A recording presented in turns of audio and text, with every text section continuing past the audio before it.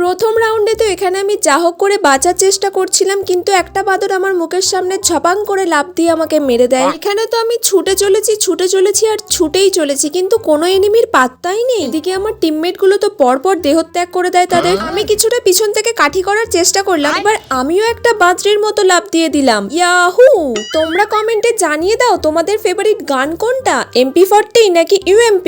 অনেক চেষ্টা করছিলাম যাতে একজনের মুন্ডু ছেদ করতে পারি, কিন্তু দরকারের টাইমে কিছুই হয় না। তাতে কি হয়েছে, বডি ভরেই এদের মেরে দেবো। এই কবাডি ডুস, একটা উইকেট পড়লো। এবার ভাবছি আর এদের সাথে কবাডি নয় হাডুডু খেলবো। ও আমাকে ওখান থেকে টুকে দিচ্ছে আর আমি ওকে এখান থেকে টুকে দিচ্ছি, কিন্তু এভাবে তো টুকি খেললে হবে না, আমাকে তো ওপেনে যেতেই হবে। আগেই লটকে পড়ে থাকা মালটাকে জ্যান্ত করে দিই। আব তো গেয়া বেটে।